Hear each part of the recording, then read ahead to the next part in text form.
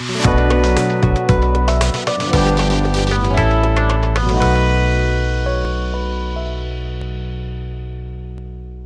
जी। Mutual fund के वर्तमान और संभावित निवेशक। मार्केट लगातार अनस्टेबल है सिंस अक्टूबर। गिर रहा है, थोड़ा और गिर रहा है, ज़्यादा उठ रहा है, थोड़ा और ज़्यादा उठ रहा है, लाइक दिस। एक कदम आगे, दो कदम पीछे, दो कदम आगे, एक कदम पीछे, ये सब कुछ चल रहा है। आपसे छिपी हुई बात नहीं है, लेकिन हमें पैसा लगाना भी है और पैसे को इन्फ्लेशन से ज़्यादा रिटर्न बनाने भी है। ऐसे में एक फंड आपका हेल्प करता है, और वो फंड जिसका कि फीचर होता है कि बियर मार्केट अर्थात गिरते हुए बाजार में कम गिरता है और उठते हुए बाजार में ज़्यादा उठता है। क्या कहते हैं इस फंड को, ये भी बताएंगे। और ऐसा ही एक फंड इस बार बंधन एसेट मैनेजमेंट कंपनी लेके आए हैं, उस फंड का क्या नाम है ये भी बताऊंगा आपको। ये फंड वैसे 8 जनवरी को आ चुका है और 20 जनवरी तक रहने वाला है न्यू फंड ऑफर। सारी जानकारी आपको बताता हूं, लेकिन हाँ, अभी तक आपने मेरे इस चैनल को सब्सक्राइब नहीं किया बॉस, सबसे पहले चैनल को सब्सक्राइब कर लीजिए। बेल आइकॉन को प्रेस करना मत भूलिएगा, क्योंकि इसी से आपको ऑन टाइम न्यू वीडियोस मिलते हैं। थोड़ा सा आप कमेंट भी डालते रहिएगा और लाइक तो बनता है जी। लो, इसका फीचर सबसे पहला, बियर मार्केट में कम गिरे, बुल मार्केट में ज्यादा चढ़े। नाम क्या है? निफ्टी अल्फा लो वॉलेटिलिटी 30 इंडेक्स। हाँ, चूंकि यह NFO इंडेक्स को फॉलो करने वाला है, तो किस इंडेक्स को फॉलो करेगा? निफ्टी अल्फा लो वॉलेटिलिटी 30 इंडेक्स को फॉलो करने वाला है। अर्थात हमें देखना होगा कि निफ्टी अल्फा लो वॉलेटिलिटी 30 इंडेक्स के क्या क्या फीचर है। एक्टिव और पैसिव दोनों के ब्लेंडेड फीचर आपको यहां पे मिलने वाले हैं, क्योंकि अल्फा भी है, लो वॉलेटिलिटी भी है। हाँ, let us start right now. देखो क्या है, मैंने ट्रेलिंग रिटर्न चेक किया। अक्टूबर से लगातार बाजार गिर रहे हैं, सितंबर लास्ट वीक से, और जो गिरने का क्या ट्रेंड रहा है, डे बाय डे मैंने निफ्टी 100 के, निफ्टी 50 के और निफ्टी अल्फा लो वॉलेटिलिटी 30 इंडेक्स में जो गिरावट दर्ज हुई है, उसमें जब मैंने अंदर जाके देखने की कोशिश की trailing return day by day instances को, तो मैंने ये देखा कि निफ्टी 100, निफ्टी 50 में, लेट से बाजार निफ्टी 50 में किसी पर्टिकुलर डे 4% का करेक्शन देता है, तो निफ्टी अल्फा लो वॉलेटिलिटी 30 में 4.75% का या 4.8% का, अर्थात थोड़ा सा कम ड्रॉडाउन है। और निफ्टी 100 से तो तकरीबन 1 से 1.5% का गैप है उसमें। एग्जाम्पल से दिखाता हूं। एक एग्जाम्पल मैंने उठाया 9 दिसंबर 2024 का। 9 दिसंबर 2024 का निफ्टी 50 24,633 पे ओपन हुआ था और 24,641 पे क्लोज हुआ था। ठीक है सर। और आज कल यानी 8 जनवरी को निफ्टी 50 क्लोज हुआ 23,000, एक महीने बाद 23,700 पे, और क्लोज हुआ आपका 23,683 के आसपास। ठीक है, तो 9 दिसंबर को ये क्लोज होता है 24,641, और उस दिन ये ओपन हुआ था 8 जनवरी को ओपन हुआ था 23,700। तकरीबन इसमें 4% की एक महीने में गिरावट रही निफ्टी 50 में। ठीक है सर। अब मैंने ये जानने की कोशिश की कि निफ्टी अल्फा लो वॉलेटिलिटी 30 में सेम ड्यूरेशन में कितने का गिरावट रहा, तो मैंने ये पाया जो आपके स्क्रीन पे डाला।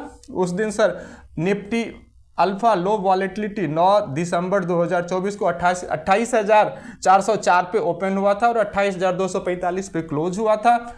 8 जनवरी 2025 को ये ओपन होता है 27,197 पे और क्लोज होता है 26,921 पे, अर्थात 28,245 से माइनस है 3% का डिटोरियोरेशन है अगर एक महीने के ट्रेंड में करते हैं। अब इसको एग्जाम्पल में देखते हैं तो हमें पता लगता है कि कोई व्यक्ति अगर 1 लाख रुपए 9 दिसंबर को निफ्टी अल्फा लो वॉलेटिलिटी 30 में अगर वो पैसा लगाता तो 3% की गिरावट थी, अर्थात उसके पोर्टफोलियो में कितने होते?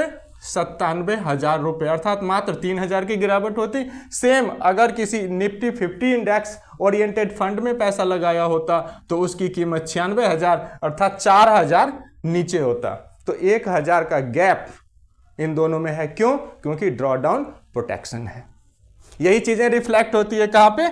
स्टैंडर्ड डेविएशन में, जो कि आप देखोगे तो यहाँ पे स्टैंडर्ड डेविएशन पीछे 1 साल में 13.89 का रहा है, 3 साल में 17 का रहा है, और जब से ये बना है तब से मात्र 17.52 का रहा है। बीटा भी आप हर एक इंस्टेंसेज में देखेंगे तो 1 से कम है, 0.74 रहा है जब से शुरू हुआ है वो, जो कि अच्छी बात है। बीटा ऑलवेज कम रहना हमारे लिए शुभ संकेत होते हैं। ठीक, अब देख लेते हैं सर इसमें हमें क्या क्या फीचर मिलेंगे।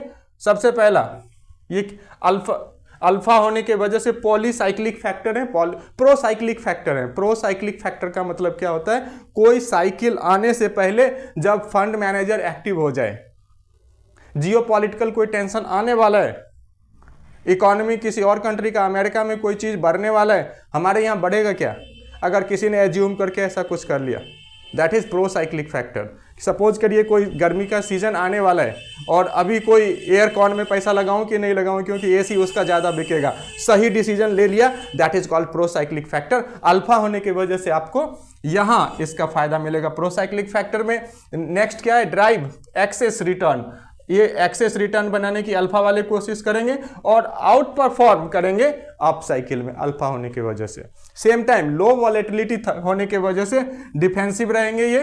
बेटर रिस्क एडजस्टेड रिटर्न जो कि हमें स्टैंडर्ड डेविएशन में देखने को मिलता है वो बना के देंगे ये। साथ ही आउट परफॉर्म करेंगे, ड्रॉ डाउन कम से कम हमें देंगे। That is why it is blended return it will provide you. Return कितना बनाया है पीछे वो भी देख लेते हैं।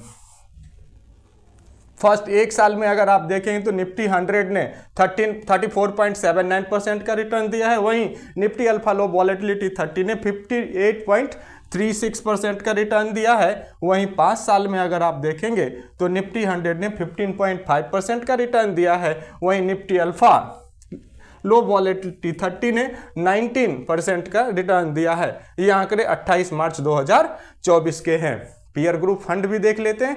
आईसीआईसीआई प्रूडेंशियल एएमसी के पास लो वॉलेटिलिटी 30 एक फंड ऑलरेडी है जो कि ईटीएफ के रूप में आपके लिए अवेलेबल है। वहां पर आप चाहें तो डेली ट्रेडिंग कर सकते हैं, चाहें तो रियल टाइम प्राइस का आनंद ले सकते हैं। रिटर्न कितना बनाया है, सिंस इंसेप्शन 15.2%। तो इन्होंने यहां भी मार्केट को आउटबीट किया है।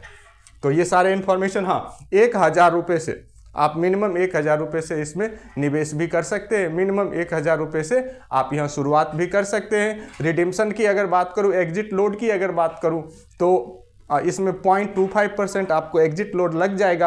अगर आपने जब से फंड एक्टिव हुआ है विदिन 15 डेज अगर निकालते हैं तो, यानी कि एग्जिट लोड आपको नहीं लगेगा अगर 15 दिन का टर्न अराउंड टाइम आप क्रॉस कर लेते हैं तो। बंधन के asset management company renowned asset management company है, इंडिया की ट्रस्टेड एसेट मैनेजमेंट कंपनी, और इसके फंड मैनेजर्स ने अपने बहुत सारे फंड में आउट परफॉर्म किया है, अल्फा रिटर्न बना के दिया है। अल्फा रिटर्न को स्मार्ट बीटा रिटर्न के नाम से भी जाना जाता है। स्मार्ट बीटा रिटर्न मतलब वो रिटर्न जो कि मार्केट से जो ऑल फैक्टर्स हैं, वॉलेटिलिटी को, क्वालिटी को, इन सब को मैनेज करते हुए जो स्मार्टली अच्छा फैक्टर जिसको काउंटिंग कहते हैं, फैक्टर एप्रिसिएशन कहते हैं, तो वो फैक्टर रिटर्न बनाने में सक्षम हो पाता है ये फंड। तो आपको फैक्टर रिटर्न बना के ये फंड देगा। बहरहाल अब आप इसमें निवेश करें ना करें ये आपके ऊपर डिपेंड करता है, क्योंकि आपका पैसा आपकी मर्जी। लेकिन जो नए कस्टमर्स हैं उनके लिए बेस्ट हो सकता है। बेस्ट इसलिए क्योंकि लो वॉलेटिलिटी है और इसमें कंजर्वेटिव रिटर्न आने की संभावना रहेगी। धन्यवाद।